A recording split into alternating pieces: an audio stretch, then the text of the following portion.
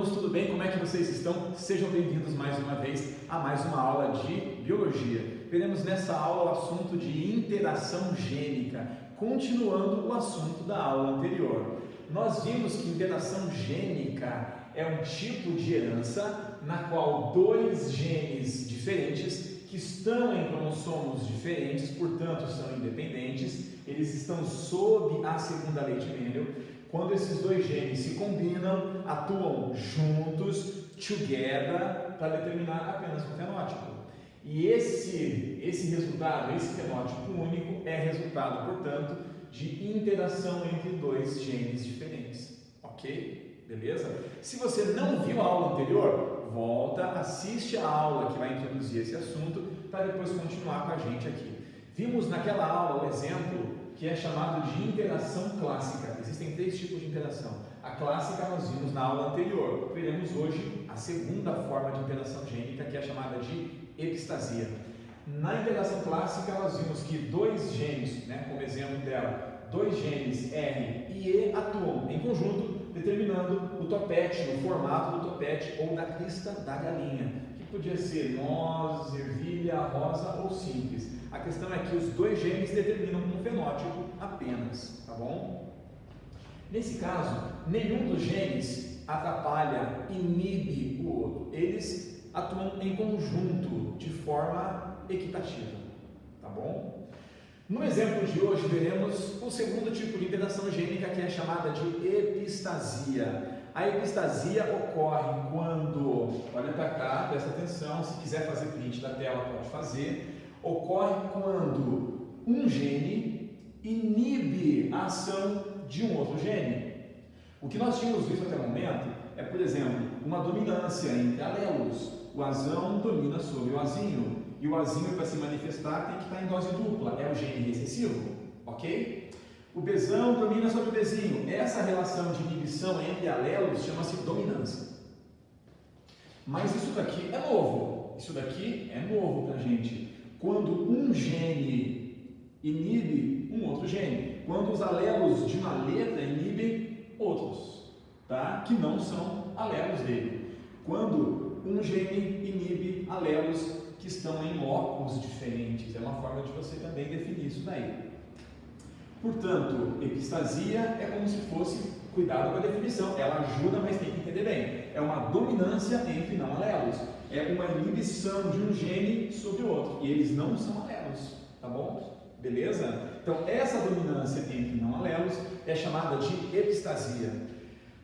Quando a epistasia ocorre, é importante aqui entender que são dois tipos de epistasia. Quando ocorre a epistasia, ela pode ser dominante ou recessiva. O que isso quer dizer?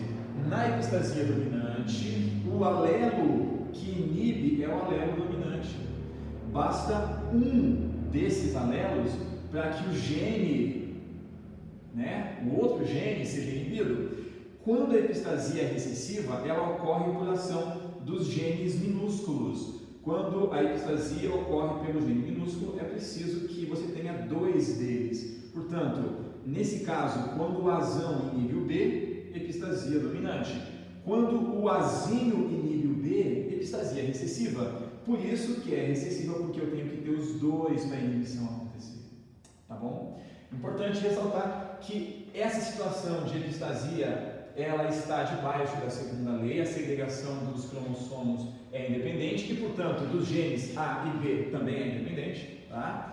Mas a proporção fenotípica clássica da segunda lei, que é o 9:3:3:1, ela vai ser modificada. Quando você observar no mesmo tipo de situação de cruzamento entre dois híbridos, aquela proporção que a gente sempre achava, a proporção fenotípica 9:3:3:1, ela fica diferente. Ela pode mudar para 12:3:1, 9:4:3, 13:3, isso pode mudar. A questão é que ela está debaixo da segunda lei de Mendel também. Até aqui, tudo bem? Beleza? Interação gênica, vimos essa, a clássica, e hoje a epistasia, que é bem importante. Fechou? Continuando então. Bora entender então o que é epistasia dominante? A epistasia dominante, ela é um tipo de interação gênica na qual o alelo dominante de um gene inibe inibe, silencia, não deixa, não permite que o outro gene atue. Ele impede a manifestação, ele inibe. Senta lá, Cláudia, fica quieto, ele silencia o outro gene. O gene que inibe é chamado de epistático, epi significa acima, e hipostático é o gene inibido. Na epistasia dominante, é o alelo maiúsculo, é o alelo dominante que causa a epistasia sobre os dois alelos do gene hipostático.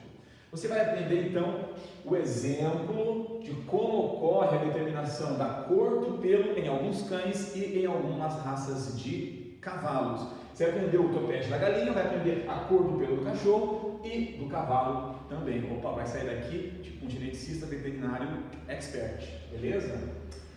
Muito bem.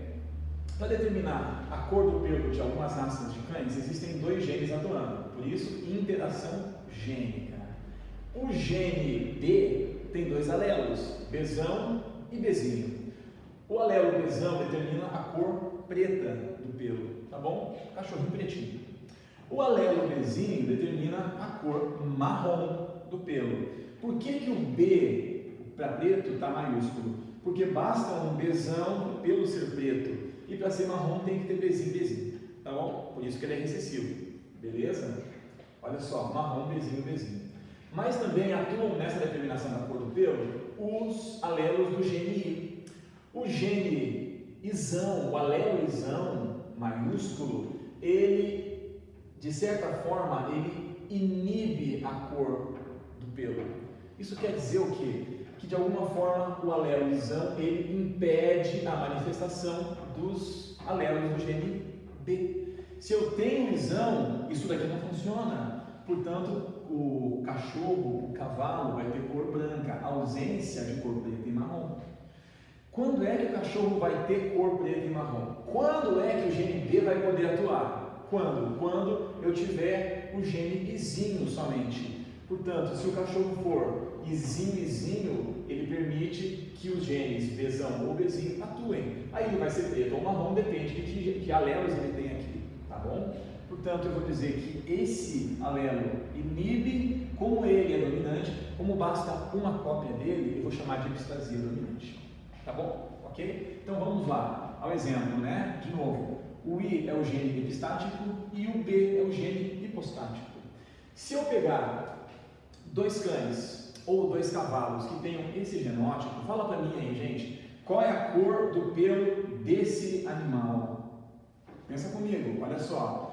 Se o cachorro tem Izão, não importa se seja Izão ou Izinho, ele vai ter a inibição da cor, ele vai ser branco. Portanto, nesse caso, ele tem Izão, os dois são diíbridos, mas eles têm o gene, o alelo Izão para o gene I, eles vão ter a cor inibida. Se não tivesse o I aqui, enfim, se fosse só o B, ele seria preto, esse daqui também. Mas como tem a inibição, ele vai ser branco. Os dois cachorrinhos, olha só, são branquinhos. Ok? Tá bom? Vamos ver as próximas combinações possíveis. Se o cão tiver Bzão, aqui pode ser Bzão ou Bzinho, beleza? E tiver no gene I dois alelos Izinho, aí essa cor é permitida, ele vai ser preto, porque o Izinho permite a atuação da cor e ele vai ter a cor preta, a cor determinada pelo alelo Bzão. Se o cachorro aqui tiver Bzinho, ele seria marrom, ok? Mas ele tem Izão, não importa, ele vai inibir a cor, porque o Izão é epistático. E quando é que ele vai ser marrom? Quando ele tiver o alelo Izinho aqui, os dois, permitindo a atuação do gene da cor marrom, tá bom? São os 4 tipos de fenótipos, assim, no caso aqui, combinações fenotípicas possíveis. Aqui repete por conta da inibição. Mas essas 4 classes eu vou tirar da segunda lei de Mendel. Volta lá e dá uma revisada nisso. Se eu pegar 2 cachorros ou 2 cavalos que tenham esse genótipo, vou fazer o cruzamento deles. Você aprendeu na aula de gametas que esse indivíduo forma 4 tipos de gametas: Bzão Izinho, Bzinho Izão e Bzinho Izinho. Lembra que no gameta vai apenas um alelo de cada gene. e eu posso formar, olha só, lembra da fórmula 2 elevado a n? Eu tenho duas duplas de genes em heterozigose, 2 elevado a 2 dá quanto? 4 gametas diferentes. Portanto, aqui estão as 4. Se esse indivíduo é igual, ele vai formar as mesmas 4 combinações. Se eu juntar, se eu put it together nesse quadro de Punnett, eu vou ter essas combinações possíveis, são 16, tá bom? Ok? Eu não fiz isso daqui de novo, porque eu já fiz isso outras vezes com vocês, tá? Mas se você quiser treinar em casa, você coloca esses 4 gametas, coloca os 4 gametas e coloca eles juntos, formando as combinações possíveis. Se isso daqui eu vou chamar de F1, essa aqui é a geração F2, tá bom? Fala da minha cor desse cachorro.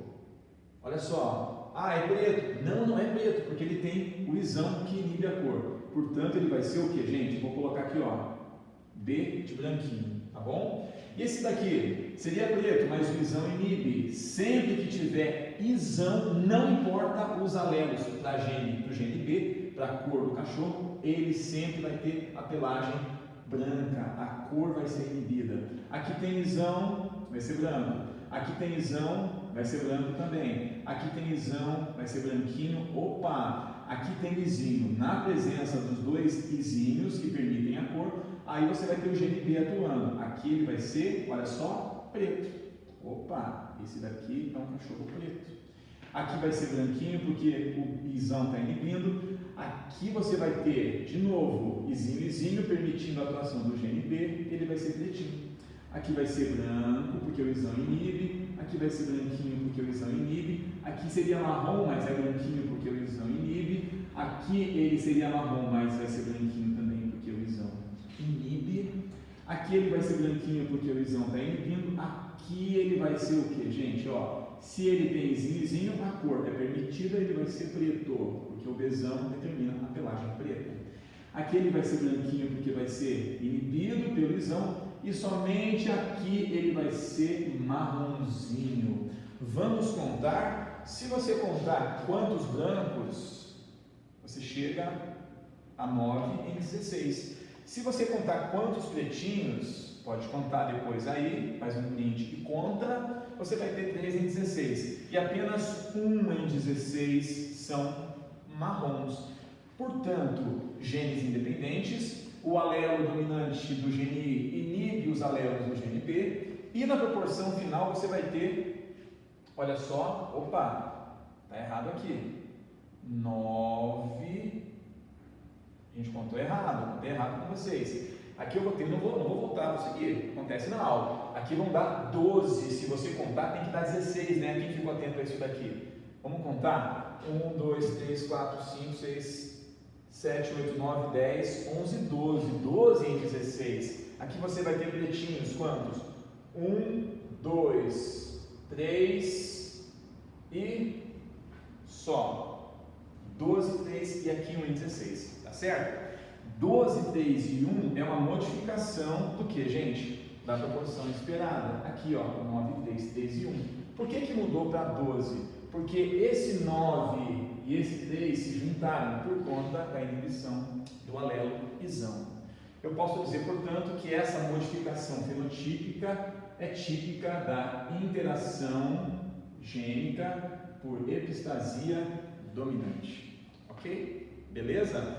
Então, se precisar, revisa esse assunto e qualquer dúvida, coloque aí nos comentários. Gente, muito obrigado e até a próxima aula. Valeu?